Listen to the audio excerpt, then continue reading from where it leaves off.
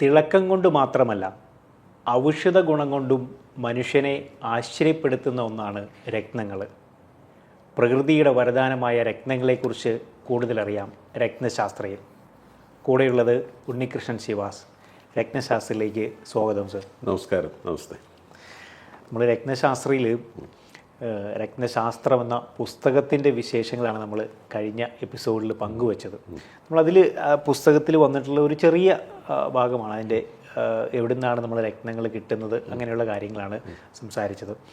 എനിക്ക് തോന്നുന്നു ഈ രത്നങ്ങളെക്കുറിച്ച് നമ്മൾ പറയുമ്പം ഇതിൻ്റെ ഈ ഡ്യൂപ്ലിക്കേഷൻസ് അല്ലെങ്കിൽ ഇതിനകത്ത് ഇപ്പം നടക്കുന്ന ട്രീറ്റ്മെൻറ്റ്സുകളൊക്കെ അധികം ആർക്കും അങ്ങനെ അറിയത്തില്ല.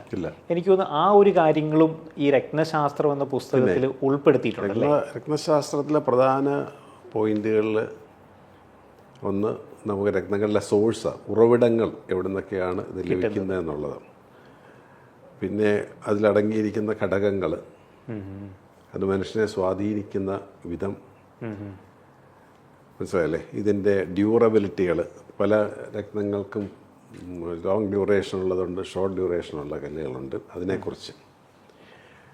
പിന്നെ നമുക്ക് രത്നങ്ങൾ കെയർ ചെയ്യേണ്ട കാര്യങ്ങൾ, അങ്ങനെയുള്ള ജനറൽ ഫംഗ്ഷൻ. പിന്നെ പ്രധാന പോയിൻ്റ് എന്ന് പറയുന്നത് ഒറിജിനലും ഡ്യൂപ്ലിക്കേറ്റ്സ് എന്ന് പറയാൻ പറ്റുമെന്ന് എനിക്ക്. ഡ്യൂപ്ലിക്കേറ്റ് രത്നങ്ങളുണ്ട്. അതുകൂടാതെ ഈ രത്നങ്ങൾ ഇതിൻ്റെ ഡിമാൻഡുകൾ വർദ്ധിച്ചതോടൊപ്പം തന്നെ ഇഷ്ടം പോലെ ഹീറ്റഡും ട്രീറ്റഡുമായിട്ടുള്ള കല്ലുകൾ മാർക്കറ്റിൽ ഇറങ്ങി. സ്വാഭാവികമാണല്ലോ. അതെ. അപ്പോൾ രത്നങ്ങൾ ഇപ്പോൾ നമ്മൾക്കൊരു 15-20 കൊല്ലമായിട്ട് നമ്മൾ രത്നത്തിൻ്റെ ഒരു ഫീൽഡിൽ വർക്ക് ചെയ്യുന്ന ആൾക്കാർക്ക് ഏറ്റവും ചലഞ്ചസ്, നല്ല രത്നങ്ങൾ കൊടുക്കണം എന്നാഗ്രഹിക്കുന്ന ആൾക്കാർക്ക് വരുന്ന പ്രധാന ചലഞ്ചെന്ന് പറയുന്നത് 3 തരത്തിലുള്ള ട്രീറ്റ്മെൻറ്റോട് കൂടിയ രത്നങ്ങൾ മാർക്കറ്റിൽ ലഭിക്കുന്നു എന്നുള്ളതാണ് നമ്മുടെ ചലഞ്ച്. യഥാർത്ഥ ഒറിജിനൽ രത്നങ്ങൾ, ഒരു ഹീറ്റിങ്ങും ഒരു ട്രീറ്റിങ്ങും ഇല്ലാത്ത നാച്ചുറലായിട്ടുള്ള രത്നങ്ങൾ വിൽക്കാൻ ആഗ്രഹിക്കുന്നവർക്ക് അതൊരു വലിയ ചലഞ്ച് തന്നെയാണ്. നമ്മളൊക്കെ അത് ശരിക്കും അനുഭവിച്ച ആൾക്കാരാണ്. കാരണം കല്ലുകൾ തമ്മിൽ നമുക്ക് തിരിച്ചറിയാൻ മേലാത്തൊരവസ്ഥ. മറ്റേ ഞാൻ കോട്ടയത്ത് ഈ ഷോപ്പൊക്കെ ആരംഭിക്കുന്ന സമയത്ത് നമുക്ക് അങ്ങനെ അത്രയും ഭീഷണി ഇല്ലായിരുന്നു.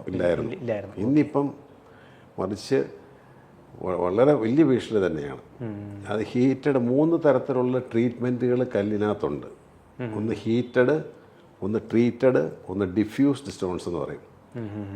ഹീറ്റഡ് സ്റ്റോൺസ് എന്ന് പറയുന്നത്, അതായത് രത്നങ്ങൾ ഭൂമിക്കടിയിൽ ലഭിക്കുന്ന രത്നദളങ്ങളെന്നാണ് അവർ പറയുന്നത്. രത്നദളങ്ങൾ, വലിയ റോ സ്റ്റോൺസ് മൈനിങ് ചെയ്തെടുക്കുമ്പോൾ, ഈ മൈൻ ചെയ്തെടുക്കുക എന്ന് പറയുന്നത് നിസ്സാരമായ ഒരു കാര്യമല്ല. അത് വലിയ വലിയ കമ്പനികളാണ് ചെയ്യുന്നത്, മൈനിങ് ചെയ്യുന്നത്. ഇപ്പോൾ ചെറുതായിട്ട് എവിടെയെങ്കിലും ഒരിടത്ത് ഒരു ഭൂമി ഉൾക്കൊണ്ടായി അല്ലെങ്കിൽ ഉരുൾപൊട്ടി അങ്ങനെ കല്ല് കിട്ടുന്ന കാര്യമല്ല ഞാൻ പറഞ്ഞത്.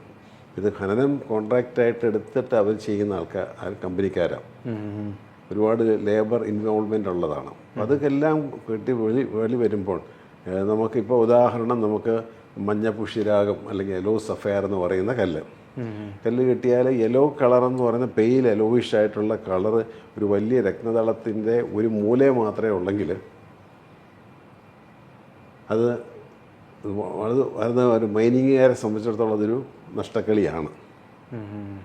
കാരണം അത്രയും തൂക്കമുള്ള കല്ലിനകത്ത് യെലോയിഷ് ആയിട്ടുള്ള കളറ് ഒരു സൈഡിൽ മാത്രമേ ഉള്ളെങ്കിൽ അത് യെല്ലോ സഫയർ എന്ന് പറഞ്ഞ് കൊടുക്കാൻ പറ്റത്തില്ല. ഇനി വൈറ്റ് സഫയർ എന്നും പറഞ്ഞ് കൊടുക്കാൻ പറ്റത്തില്ല. അല്ല, വൈറ്റ്നെസ് അത്ര ഇല്ല. അപ്പോൾ എന്താ ചെയ്യുന്നത് വെച്ചാൽ, ഇത് രാജ്യങ്ങളുടെ പേരുകളൊന്നും ഞാൻ പറയുന്നില്ല. ചില രാജ്യങ്ങളിൽ ഇത് വലിയൊരു ബിസിനസ്സാണ്. വലിയ ഫാക്ടറികൾ ഉണ്ടാക്കിയിട്ട്, ഇപ്പോൾ യെല്ലോ സഫയർ ആണെങ്കിൽ അത് പ്രത്യേക ഈ കളറ് കുറഞ്ഞ യെല്ലോ സഫയർ ദളങ്ങൾ പ്രത്യേക തരത്തിൽ ചൂടാക്കിയിട്ട് അതിനകത്തോട്ട് ബെറിലിയം എന്ന് പറയുന്ന ഒരു കെമിക്കൽ ഇഞ്ചക്ട് ചെയ്യുന്നത്. അപ്പോൾ അത് ചെയ്ത് കഴിയുമ്പം കളർ നല്ല മഞ്ഞ കളറായി, നല്ല തിളക്കമുള്ള കല്ലായി. മനസ്സിലല്ലേ? എന്നാൽ ഒറിജിനൽ യെല്ലോ സഫയർ എന്ന് പറയുന്നത് വളരെ പെയിൽ യെലോയിഷ് കളറാണ്. അതും ഇതുമായിട്ട് നോക്കിയാൽ സാധാരണക്കാരൻ ഒറിജിനൽ ശ്രീലങ്കൻ യെല്ലോ സഫയർ കണ്ടാൽ കാണുന്നതും ഇതുപോലെ തന്നെ ഹീറ്റ് ചെയ്ത് വന്നിരിക്കുന്ന ബാങ്കോക്ക് സഫേഴ്സൊക്കെ ഉണ്ട്, അത് കണ്ടാൽ അതേ എടുക്കുകയുള്ളൂ. കാരണം കളർ അതിനാണ് കൂടുതൽ. കളർ അതിനകത്തുള്ള അത് ആർട്ടിഫിഷ്യലാണെന്ന് ആൾക്കാർക്ക് മനസ്സിലാകുന്നില്ല. അപ്പോൾ അത് പ്രത്യേകം ഞാൻ അതിനകത്ത് രേഖപ്പെടുത്തിയിട്ടുണ്ട്. അതൊരു അറിവായിട്ട് ആൾക്കാർക്ക് നിൽക്കും. പിന്നെ ഈ പിന്നുള്ളതെന്ന് പറയുന്നത് ഞാൻ ട്രീറ്റഡ് സ്റ്റോൺസിനെ കുറിച്ചാണ് പറഞ്ഞത്. ഹീറ്റിംഗ് എന്ന് പറയുന്നത് ഒരു സൈഡിലുള്ള കളറ് മറ്റേ സൈഡിലേക്കൂടെ സ്പ്രെഡ് ചെയ്യുന്ന ഒരു മെത്തേഡുണ്ട്. അത് ഹീറ്റിംഗ് എന്നാണ് പറയുന്നത്. ഞാൻ മുമ്പേ എലോസഫാണ്ട് പറഞ്ഞ് ട്രീറ്റ് ചെയ്യും. അത് മറ്റേത് ഹീറ്റിംഗ് ആണ്. ഹീറ്റിംഗ് വന്നാൽ ഒരു പ്രത്യേക ടെമ്പറേച്ചർ ഹീറ്റ് ചെയ്യുമ്പം ആ കളറ് ഈവണായിട്ട് ഒരു കരയിലോട്ട് വരുന്ന ഒരു രീതിയാണത്. അതിപ്പോൾ ഇൻ്റർനാഷണലി അക്സെപ്റ്റഡ് ആയിട്ടുള്ള ട്രീറ്റ്മെൻറ്റ്. അതിനകത്ത് വേറെ ദൂഷ്യവശങ്ങളില്ല എന്നാണ് പറയുന്നത്. അപ്പോൾ കളറ് നാച്ചുറാലിറ്റി നമുക്ക് നഷ്ടപ്പെടുന്നില്ല എന്ന് വേണം കരുതാനായിട്ട്. അതൊന്ന് സ്പ്രെഡ് ചെയ്യിക്കുന്നവർ. അതേസമയം ഡാർക്കായിട്ട് ബെറിലിയിട്ട് ട്രീറ്റ് ചെയ്തിരിക്കുന്ന കല്ലിന് നാച്ചുറാലിറ്റി പോയി. അതിനകത്തൊരു ഒരു പുറത്തുനിന്നുള്ള വേറെ ഒരു കെമിക്കൽ അതിനകത്തേക്ക് ഇൻഡ്യൂസ് ചെയ്തിട്ടുണ്ട്. നമ്മൾ പാലിനകത്ത് വിഷം ഇട്ട പോലെ ഒരു തുള്ളി ഇട്ടാൽ പോരെ എന്ന് പറഞ്ഞതുപോലെയാണ്. പിന്നെ അപ്പം നമുക്ക് ട്രീറ്റഡും ഹീറ്റഡും രണ്ട് കല്ലുകളുടെ കാര്യം വന്നു. പിന്നെ ഡിഫ്യൂസ്ഡ് എന്ന് പറയുന്നത് കംപ്ലീറ്റ്, അതായത് ഒരു യെല്ലോ സഫയർ അല്ല ഒരു ബ്ലൂ സഫയർ, അതിന് എന്തൊക്കെയാണ് അതിൻ്റെ നാച്ചുറലായിട്ടുള്ള കണ്ടൻസ് പോലെ തന്നെ ആർട്ടിഫിഷ്യലായിട്ടുള്ള കെമിക്കൽസ് ഉപയോഗിച്ചിട്ട് അതേ രീതിയിൽ ചെയ്തെടുക്കുന്ന ഡിഫ്യൂസ്ഡ് സ്റ്റോൺസ് എന്ന് പറയും. അത് നമുക്ക് ഉപയോഗിക്കാനേ കൊള്ളത്തില്ല. ജസ്റ്റ് കാണാനുള്ള ഒരു ഭംഗി മാത്രമേ ഉണ്ടാവുള്ളൂ.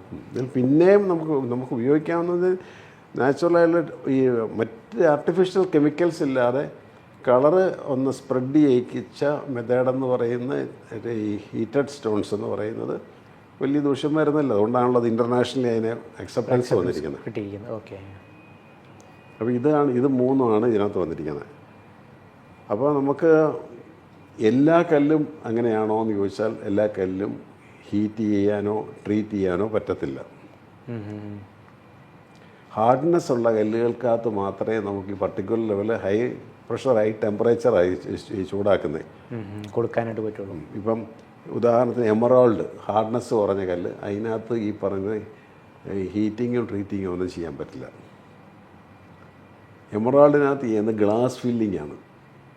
അത് ഫ്രാക്ചർ ആയിട്ടുള്ള കല്ലുകൾ ഗ്ലാസ് ഫില്ല് ചെയ്ത് വരുന്ന ഒരുപാട് കമ്പനികൾ പ്രത്യേകിച്ച് വിദേശത്താണ് കൂടുതലുള്ളത്. ഗ്ലാസ് ഫില്ല് ഭയങ്കര ഷൈനിങ് ആയിരിക്കും അത്. അതായത് അതിൻ്റെ ഉള്ളിലുള്ള നാച്ചുറൽ ഫ്ലോസിനെയൊക്കെ മാറ്റി മറ്റേ അതിനകത്തല്ല പൊട്ടിപ്പോയി കല്ല്, അത് ഗ്ലാസ് ഇട്ട് അതേപോലെ ഫില്ല് ചെയ്ത് ഇങ്ങോട്ട് കയറ്റുക, തിളങ്ങി നിൽക്കും. അപ്പം നമ്മളുടെ ഷോപ്പുകളിലുള്ള എമറാൾഡൊന്നും ആ തിളക്കമില്ല. കാരണം നമ്മുടെ 100% നാച്ചുറൽ ഇൻക്ലൂഷൻസ്, നാച്ചുറൽ ഫ്ലോസ് ഉള്ള കല്ല് വേണം നമ്മൾ ശരിക്കും യൂസ് ചെയ്യാനായിട്ട്. അതായത് നമ്മൾ എമറാൾഡ് മരതകം എന്ന് പറയുന്ന കല്ല് ഭൂമിയിൽ ഉരുത്തിരിഞ്ഞുണ്ടാകുമ്പോൾ ഒരുപാട് ഇമ്പ്യൂരിറ്റീസ് അതിനകത്ത്, നാച്ചുറൽ ഇമ്പ്യൂരിറ്റീസ് അതിനകത്ത് കുറേ എല്ലാം വിസിബിലിറ്റി ഉണ്ട്. അതതിൻ്റെ നാച്ചുറൽ ഐഡൻറ്റിറ്റിയാണ്.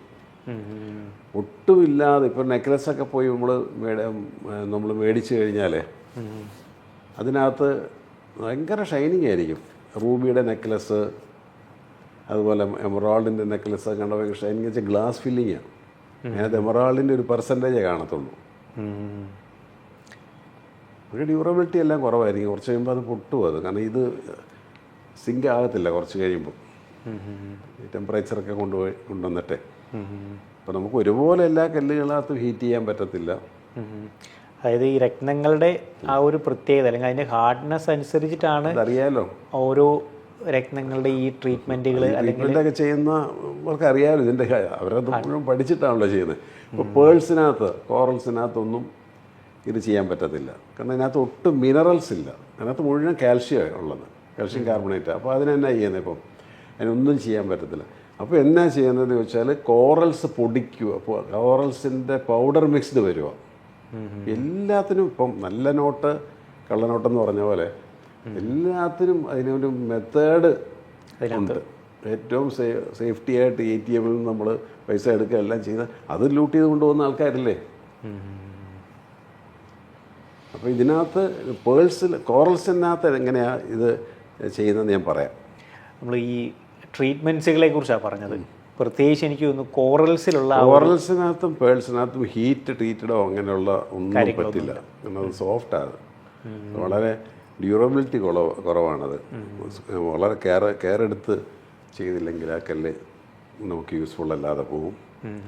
അത് പറയാം ഞാൻ അതെങ്ങനെ സൂക്ഷിക്കേണ്ട വിധം, അതൊക്കെ നമ്മുടെ ബുക്കിനകത്ത് അത് ഡീറ്റെയിൽ ആയിട്ട് നമ്മൾ കൊടുത്തിട്ടുണ്ട്, ഈ രത്നങ്ങൾ എങ്ങനെ സൂക്ഷിക്കണം എന്നുള്ളത്. അതിനകത്ത് ഈ കോറൽസിനകത്തും ഇപ്പം നമ്മൾ ശരിക്കും കോറൽസ് നമുക്ക് മാർക്കറ്റിൽ ധാരാളം കോറൽസുകൾ കിട്ടും. പവിഴ മുത്തുകൾ, പവിഴ മാലകൾ, മോതിരത്തെ പിടിപ്പിക്കുന്ന മാലകൾ, ഡ്രം കോറൽസ്, അത് ഒരു പ്രത്യേക വിഭാഗക്കാർ താലിയിലൊക്കെ ഇടുന്ന കോറൽസ്.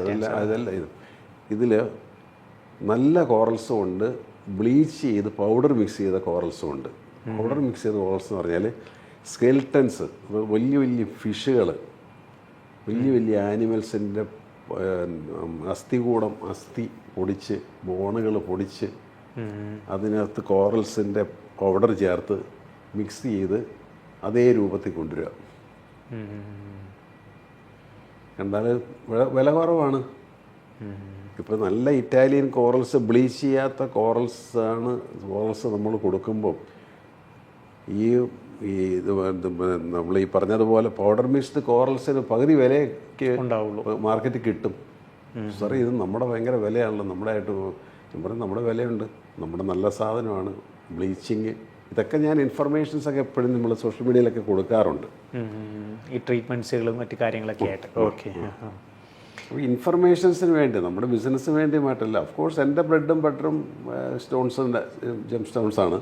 പക്ഷേ എന്നാൽ പോലും അത് അങ്ങനെ നമുക്ക് അതിനുള്ള ഇൻഫർമേഷൻസ് കൊടുക്കാനുള്ളത് കൊടുക്കണം. ഞാനിതിൻ്റെ എല്ലാം ടിപ്സും പറയാറുണ്ട്, ഇതെങ്ങനെ ആൾക്കാർക്ക് സെലക്ട് ചെയ്യേണ്ട രീതികൾ.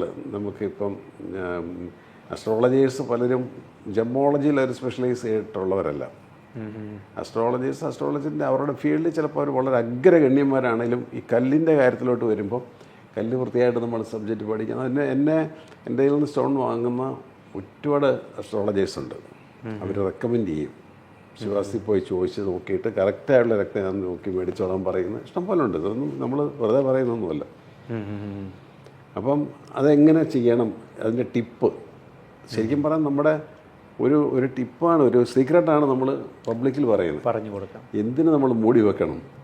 വരുന്ന ആൾക്കാർക്ക് അതുകൊണ്ട് പ്രയോജനം ഉണ്ടാകട്ടെ. എന്നെ ഇതിനകത്ത് ഫോളോ ചെയ്യുന്ന ഒരുപാട് ആൾക്കാരുണ്ട്, ഒരുപാട് പേര് ഇതിൻ്റെ കാര്യങ്ങൾ ഇന്ന കല്ലുകൾ പറയണം. അക്വാമറൈൻ എന്ന് പറയുന്ന ഒരു സ്റ്റോൺ സാറേ എത്ര ആഴ്ചയായി ഞാൻ പറയുന്നു സാറേ ഒന്ന് വിവരിക്കണമെന്ന് പറഞ്ഞിട്ട്. അപ്പോൾ ഇങ്ങനെയുള്ള സ്റ്റോണുകളെക്കുറിച്ച് ആൾക്കാർക്കും ബോധമുണ്ട്. മറ്റൊന്നും അക്വാമറൈനൊക്കെ ഒരു 15 കൊല്ലം മുമ്പൊന്നും ആർക്കും അറിയത്തില്ല. അപ്പോൾ ഡയമണ്ട്, റൂബി, കോറൽസ്, പേൾസ് അറിയാമെന്നല്ലാതെ അക്വാമറൈൻ സ്റ്റോണിനെ കുറിച്ചൊന്നും ആൾക്കാർക്ക് അത്ര ഒരു അറിവില്ല. ഇപ്പോൾ കുറേ ഇൻഫർമേഷൻസ് ഉണ്ട്, നമ്മളിങ്ങനെ പാസ് ഓൺ ചെയ്യുന്നത് കൊണ്ടാണ്. ഇപ്പം നമ്മൾ ഈ ട്രീറ്റ്മെൻറ്റ്സുകളെ കുറിച്ച് പറഞ്ഞു. ഇപ്പം ഹാർഡ്നെസ് ഉള്ള കല്ലുകൾക്കാണ് കൂടുതലും ഈ പറയുന്ന ട്രീറ്റ്മെൻറ്റ്സുകൾ നടക്കാമെന്ന് പറഞ്ഞു. എനിക്ക് തോന്നുന്നു ഈ പ്രീഷ്യസ് കാറ്റഗറിയിലാണ് ഈ കൂടുതലും ട്രീറ്റ്മെൻറ്റിൻ്റെ ഒരു ഏരിയ എന്നത്. സെമി പ്രീഷ്യസ് കാറ്റഗറിയിലേക്ക് വരും. സെമി പ്രീഷ്യസ് ഒന്നും അത്രയും വരത്തില്ല. ഒന്നത് അവൈലബിളാണ് ഇഷ്ടം പോലെ, അതിന് വില കുറവ്. ഈ വില കുറഞ്ഞ കല്ലിനകത്ത് വീണ്ടും കാശ് മുടക്കി ചെയ്യേണ്ട കാര്യമില്ല. ഇപ്പോൾ പഴയ വണ്ടി ഇട്ട് കണ്ടമാനം എഞ്ചിൻ പണിത് ശരിയാക്കേണ്ട എന്ന് പറഞ്ഞതുപോലെ തന്നെ അങ്ങനെയാണിത്. ഇപ്പോൾ ഹീറ്റ് അവൈലബിലിറ്റി കുറഞ്ഞ കല്ലുകളിലാണ് ഈ വക പരിപാടികളെല്ലാം. ഇഷ്ടംപോലെ അവൈലബിൾ ആയിട്ടുള്ള സംഗതിക്കകത്ത് അതിൻ്റെ ആവശ്യമില്ല. നമ്മൾ ഈ രത്നങ്ങൾ വാങ്ങി ഉപയോഗിക്കുമ്പോഴാണെങ്കിലും ഓരോ രത്നങ്ങളും അതിൻ്റേതായിട്ടുള്ളൊരു പ്രത്യേകതകളുണ്ട്. അത് സൂക്ഷിക്കുന്ന വിധം, എമറാൾഡിനെ നമ്മൾ കൈകാര്യം ചെയ്യുന്ന പോലെ അല്ല നമ്മൾ റൂബി സ്റ്റോണിനെ. അതെ, തീർച്ചയായിട്ടും എല്ലാ രത്നങ്ങളും അതിൻ്റെ ഹാർഡ്നെസ് അനുസരിച്ചിട്ടാണ് അതിൻ്റെ വ്യത്യാസം. നമ്മൾ എത്ര റഫായിട്ട് ഉപയോഗിച്ചാലും ഒരു ദോഷം വരാത്ത ഒരു കല്ല് ഡയമണ്ടാണ്. അതിന് ഭയങ്കര ഹാർഡ്നെസ്സാണ്. അതുപോലെ അല്ലെങ്കിൽ ഹാമറിന് അടിക്കണം അത് പൊട്ടണമെങ്കിൽ, അങ്ങനെ സ്ക്രാച്ച് വീഴത്തില്ല. അതുകൊണ്ടാണ് ഇതിന് റീസെയിൽ വാല്യൂ ഒക്കെ വരുന്നത്. ഡയമണ്ട് അനുയോജ്യമാണോ ഇല്ലയോ എന്നുള്ള രണ്ടാമത്തെ ഇതാണ്. ഞാൻ ഡയമണ്ടിൻ്റെ പ്രത്യേകത പറയുന്നത് കേട്ടോ. എന്നാൽ പിന്നെ ഡ്യൂറബിലിറ്റി ഉണ്ട്, ഡയമണ്ട് മേടിച്ച് ധരിച്ചേക്കാൻ അങ്ങനെ കരുതരുത്. അതല്ല ഈ പറയുന്നത്, ഡ്യൂറബിലിറ്റിയെ കുറിച്ചാണ് പറയുന്നത്. എന്നാൽ എത്ര ശ്രദ്ധിച്ചാലും പെട്ടെന്ന് ഒരു കളർ മങ്ങുകയും ചീത്തയായി പോവുകയും ചെയ്യുന്ന കല്ലുകളുടെ കൂട്ടത്തിലാണ് പേൾസ്, ടർക്വൈസ്, എംബർ, ഓപ്പൽസ്, ഇതെല്ലാം ആ കാറ്റഗറി പെടുന്നത്. ടർക്കോയിസൊക്കെ ഭയങ്കര ട്രെൻഡിയാണ്, ആൾക്കാർക്ക് ബ്രേസ്ലെറ്റും ഒക്കെ ഇടും. പക്ഷെ നമ്മൾ കൊടുക്കുമ്പോഴേ, കാരണം നമ്മളുടെ ഷോപ്പിലൊക്കെ നമ്മൾ പറഞ്ഞാണ് കൊടുക്കുമ്പോൾ ഇത് പോകും, കോറൽസ് നിങ്ങൾ മേടിച്ച് ഇപ്പോൾ കൊണ്ടുപോയ ഭംഗി നിങ്ങളുടെ ഉപയോഗത്തിൽ കാണത്തില്ല, ഇത് തേയുമെന്ന് പ്രത്യേകം പറഞ്ഞാണ് കൊടുക്കുന്നത്. കാരണം അല്ലെങ്കിൽ അത് അപ്പോൾ അവർക്ക് മനസ്സിലാകുമല്ലോ, അല്ലെങ്കിൽ അവരെന്താ ഇത് പെട്ടെന്ന് ഇത് കല്ല് മോശമായിട്ടാണെന്ന് ഇരിക്കില്ല. ഏറ്റവും നല്ല കല്ലായതുകൊണ്ടാണ് ഈ തേയ്മാനമൊക്കെ സംഭവിക്കുന്നത്, അല്ലാത്തൊരു തേയ്മാനം ഒന്നും സംഭവിക്കത്തില്ല. അപ്പോൾ എനിക്ക് തോന്നുന്നു ഈ രത്നങ്ങൾ വാങ്ങി ഉപയോഗിക്കുമ്പോൾ ഏകദേശം നമ്മൾ ആ രത്നത്തെക്കുറിച്ചുള്ള ഒരു കുറച്ച് വിവരങ്ങളൊക്കെ നമ്മൾ അതിനെക്കുറിച്ച് മനസ്സിലാക്കണം. ഇപ്പോൾ നമ്മൾ എന്തൊക്കെ കാര്യങ്ങൾ നമ്മൾ ഓൺലൈനിലൊക്കെ നമ്മൾ മേടിക്കുന്നുണ്ട്, അപ്പോൾ അതെല്ലാം നമ്മൾ ചെക്ക് ചെയ്തിട്ടെന്ന് പറഞ്ഞാൽ കല്ലുകൾ വാങ്ങുമ്പോൾ അത് ധരിക്കുക, ഷോപ്പിൽ നിന്ന് ആൾക്കാർ കൊടുക്കുമ്പോൾ അത് പറഞ്ഞ് കൊടുക്കുക. വെൽക്കം ബാക്ക് ടു രത്നശാസ്ത്രം. നമ്മൾ രത്നങ്ങളെക്കുറിച്ച് മാത്രമല്ല നമ്മൾ രത്നശാസ്ത്രത്തിൽ നമ്മൾ ചർച്ച ചെയ്ത് വന്നിരുന്നത്, നമ്മൾ ഓരോ രാശി അല്ലെങ്കിൽ ഓരോ ലഗ്നത്തെക്കുറിച്ചും അതിൻ്റെ പ്രത്യേകതകൾ ഒക്കെ നമ്മൾ ഇതിൽ ചർച്ച ചെയ്യാറുണ്ടായിരുന്നു. എനിക്ക് തോന്നുന്നു മുമ്പുള്ള എപ്പിസോഡിൽ നമ്മൾ പറഞ്ഞു വന്നിരുന്നത് കുംഭരാശിനെക്കുറിച്ചും കുംഭലഗ്നത്തിൻ്റെ പ്രത്യേകതകളെക്കുറിച്ചൊക്കെയാണ്. ഇപ്പോൾ അതിന് ശേഷം നമ്മൾ ഇനി അടുത്തത് ഏതിലേക്കാണ് നമ്മൾ കാണും? കുംഭം മീനം 12ാമത്തെ രാശി, ജലരാശിയാണ്. മീനം രാശിയിലേക്കാണ് നമ്മൾ ഇനി പേര് പോലെ തന്നെയാണ്. ഒരു മീൻ ഇങ്ങനെ താഴോട്ട് ഒന്ന് മേളിലോട്ട് നീന്തുന്നതായിട്ടുള്ള ഒരു സിമ്പിളാണ് അതിനകത്ത്. ജലരാശിയാണ്, പക്ക ജലരാശി എന്ന് പറയുന്നത്. ജലതത്വമാണ് അതിനകത്തുള്ളത്, ജലതത്വം ഉള്ളത്.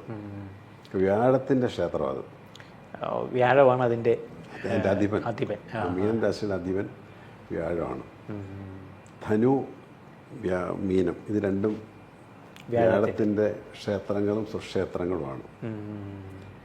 വ്യാഴം എന്ന് പറയുമ്പം നമുക്ക് ഒരു ഡിവിനിറ്റിയാണ് അതിന് മുന്നേ നിൽക്കുന്നത്. ആത്മീയതയും കാരുണ്യവും സിമ്പതിയും അലിവും ഒക്കെയാണ്, സ്നേഹവും ഒക്കെയാണ് വ്യാഴം നമുക്ക് തരുന്നത്. വ്യാഴത്തിൻ്റെ കൂടുതലും ഗുണഗണങ്ങൾ അതാണ് ആ ഒരു പ്ലാനറ്റിൻ്റെ ഒരു നേച്ചർ അതാണ് വ്യാഴം. അപ്പോൾ അത് കൊണ്ട് എപ്പോഴും ഒരാളുടെ ബർത്ത് ചാർട്ടിൽ നമ്മൾ വ്യാഴത്തിന് ആണ് ഇമ്പോർട്ടൻസ് ആദ്യം കൊടുക്കുന്നത്. വ്യാഴം നന്നായിട്ട് നിന്നാൽ പല കാര്യങ്ങൾക്കും ഒരു പരിഹാരം എന്നുള്ള ലെവലിലാണ് നിൽക്കുന്നത്. വ്യാഴത്തിന് അത്രമാത്രം പവർഫുള്ളായിട്ടുള്ള ഒരു ഡിവൈൻ പ്ലാനറ്റാണ് വ്യാഴം. ധനു വ്യാഴത്തിൻ്റെ ഓൺ ക്ഷേത്രമാണ്. മീനം അഥവാ പൈസിസ് എന്ന് പറയുന്നത് ഓൺ ക്ഷേത്രമാണ്. കർക്കിടകം അഥവാ ക്യാൻസർ എന്ന് പറയുന്ന ഹൗസ് ഓഫ് സൈൻ നമുക്ക് എക്സോൾട്ടഡ് ആണ്. സൈൻ ഓഫ് കാപ്രിക്കോൺ എന്ന് പറയുന്നത് മകരമാണ്. മകരം നീചരാശി. ഇത്രമാണ് വ്യാഴത്തിന് ഈ 12 ഹൗസസിലുള്ള റോൾസ്. പിന്നെ അതെല്ലാം എവിടെല്ലാം നിൽക്കുന്നു എന്നനുസരിച്ചിട്ടാണ് ആ വ്യക്തിയെ സ്വാധീനിക്കുന്നത്. ഇപ്പോൾ 10th ഹൗസിൽ മിഥുന ലഗ്നം 10th ഹൗസിൽ വ്യാഴം നിൽക്കുകയാണെങ്കിൽ 100% ആ വ്യാഴം ഓൺ ക്ഷേത്രത്തിൽ കർമ്മസ്ഥാനത്ത് ആ വ്യക്തിയുടെ 10th ഹൗസിൽ കരിയറുമായിട്ട് ബന്ധപ്പെട്ട് നിൽക്കുന്ന ആൾ ഡെഫിനറ്റ്ലി ആൾക്ക് ഏത് കരിയറിൽ നിന്നാലും ഒരു ഗുരുസ്ഥാനമുള്ള ആളായിരിക്കും. കരിയറിൽ അദ്ദേഹത്തിന് ഒരു നല്ല ഒരു കരിയർ നയിക്കുന്ന ആളായിരിക്കും. ചിലപ്പോൾ വിദേശത്തായിരിക്കാം. ജലരാശിയാകുമ്പോൾ വിദേശം അതിനകത്ത് വളരെ ഇമ്പോർട്ടൻ്റ് ആണ്. പുറത്തായിരിക്കാം അതിൻ്റെ കാര്യങ്ങൾ നടത്തുന്നത്. ഈ കൗൺസിലിംഗ് പോലുള്ളവർ, സൈക്കോളജിസ്റ്റുകൾ, ഇവരെല്ലാം വ്യാഴമായിട്ട് കറക്റ്റ് ഗുരുസ്ഥാനം അതിനകത്തെല്ലാം വരുന്നത്. ഒരു കൗൺസിലറും ഒക്കെ ഒരു ഗുരുവാണല്ലോ. അപ്പോൾ അത് ആ സ്ഥാനമാണ് അതിനകത്ത് വരുന്നത്. അപ്പോൾ ഓരോ സൈനിൽ ഈ 12th ഹൗസസിൽ ഫസ്റ്റ് ലഗ്നം മുതൽ എവിടെയൊക്കെയാണ് ഈ വ്യാഴം നിൽക്കുന്നത്, എവിടെയാണ് ഓരോരുത്തർക്കും ഇൻഡിവിജ്വലായിട്ട് വ്യത്യാസം ഉണ്ടാവും നിൽക്കുന്നത്. അതായിരിക്കും ആളിൽ വ്യാഴത്തിൻ്റെ ഇൻഫ്ലുവൻസ്. ഇപ്പം നമ്മൾ സംസാരിച്ചത് ജനറലായിട്ടുള്ള ഒരു കാര്യം. ഡിവിനിറ്റി ഉണ്ട്, ഡിവൈൻ ഇതാണ്, അത് ഒരു കൾച്ചർ സാംസ്കാരികമായിട്ട് ബന്ധമുള്ള ഒരു സംസ്കാരത്തിൻ്റെ ഒരു ഭാഗമായിട്ടൊക്കെ വ്യാഴം മാറി നിൽക്കുന്ന ഒരു ഇതാണ് കാണുന്നത്. ഒരു ബിസിനസ്സല്ല, ഒരു ബിസിനസ്സുകാരനല്ല വ്യാഴം ഒരിക്കലും. അത് ശനി എന്ന് പറയുന്ന പ്ലാനറ്റാണ്, അല്ലെങ്കിൽ സാറ്റേണാണ് ബിസിനസ്. ഇത് വ്യാഴത്തിന് അതില്ല. പിന്നെ സംസ്കാരവും കൾച്ചറും വിദ്യാഭ്യാസവും ഗുരുസ്ഥാനവും ഒക്കെയാണ് വ്യാഴത്തിൻ്റെ. അപ്പോൾ ഈ വ്യാഴം ഒരാളുടെ ചാർട്ടിൽ അല്ലെങ്കിൽ ആൾക്ക് കുറച്ച് നന്നായിട്ടാണ് നിൽക്കുന്നതെങ്കിൽ ഈ പറയുന്ന ഒരു ഈശ്വരാധീനമുള്ള ആളായിരിക്കും. എന്തെല്ലാം വിഷമതയിൽ കൂടെ പോയാലും നിങ്ങൾക്ക് വ്യാഴം നല്ലതാണെങ്കിൽ അതിനൊരു എന്തെങ്കിലും പരിഹാരം ആ വഴിക്ക് ഉണ്ടാവുമെന്നുള്ളത് ഉറപ്പാണ്. അതുകൊണ്ടാണ് വലിയ ദേവപ്രശ്നങ്ങൾക്കൊക്കെ ഫസ്റ്റിലെ വ്യാഴം എവിടെ നിൽക്കുന്നു എന്നാണ് നോക്കുന്നത്. വ്യാഴം അസ്ഥാനത്തായിപ്പോയി അല്ലെങ്കിൽ അസ്ഥാനത്തെന്നുള്ളതല്ല, ഇപ്പം ആ ഒരു ആരൂഢം മറഞ്ഞാൽ ആ ദേവപ്രശ്നം ക്ഷേത്രപ്രശ്നം അവർ മടക്കി വെക്കത്തേ ചെയ്യത്തുള്ളൂ. അപ്പം വ്യാഴത്തിനുള്ള ഇമ്പോർട്ടൻസ് മനസ്സിലാക്കാനായിട്ടാണ് ഞാനത് പറഞ്ഞത്. അത്രത്തോളം ഒരു പ്രാധാന്യം ഈ വ്യാഴത്തിൻ്റെ ഒരു പൊസിഷന് ഓരോ വ്യക്തികളുടെ ചാർട്ടിൽ അല്ലെങ്കിൽ ഓരോ കാര്യങ്ങളിലും ഉണ്ട് എന്നുള്ളതാണ് അല്ലേ. ഓരോ ഹൗസസിൻ്റെ നമുക്ക് പ്രത്യേകം പറഞ്ഞു പോകാം. ലഗ്നത്തിൽ നിന്ന് ഓരോരോ ഹൗസിൽ നിന്നുള്ള ഗുണങ്ങളെക്കുറിച്ചും നമുക്ക് സംസാരിക്കും. ഇപ്പോൾ ഇതിനകത്ത് ഇപ്പോൾ നമ്മൾ ഉദാഹരണം നമ്മൾ പറഞ്ഞാൽ വ്യാഴം സെക്കൻഡ് ഹൗസിൽ, അതായത് ഇപ്പം നമ്മൾ ഐതർ വൃശ്ചിക ലഗ്നം ആകട്ടെ അല്ലെങ്കിൽ കുംഭലഗ്നം ആകട്ടെ, ഇതിൻ്റെ സെക്കൻഡ് ഹൗസ് ഡീൽ ചെയ്യുന്നത് വ്യാഴമാണ്. കുംഭത്തിൻ്റെ സെക്കൻഡ് ഹൗസ് മീനമാണ്, അത് വ്യാഴമാണ്. വൃശ്ചികത്തിൻ്റെ സെക്കൻഡ് ഹൗസ് ധനുവാണ്, അതും വ്യാഴമാണ്. അപ്പോൾ വ്യാഴം ഈ രണ്ട് ലഗ്നക്കാർക്കും നല്ല രീതിയിൽ സംസാരിക്കാനുള്ള ഒരു കഴിവ്, അത് സത്യസന്ധമായിട്ടും ഒരു ദൈവികതയോടുകൂടി സംസാരിക്കാൻ കഴിവുള്ള ആൾക്കാരായിരിക്കും. ഈ സെക്കൻഡ് ഹൗസിൽ വ്യാഴം സ്വക്ഷേത്രമായിട്ടോ എക്സോൾട്ടഡായിട്ടോ വന്നാൽ. പിന്നെ ഒരു ചാർട്ട് അതിനെക്കുറിച്ച് ഞാൻ ഡിസ്ക്രൈബ് ചെയ്ത് തരാം, അപ്പോൾ പെട്ടെന്ന് മനസ്സിലാവും. അതായത് ഒരു കുട്ടിയുടെ ചാർട്ടായത് 2008.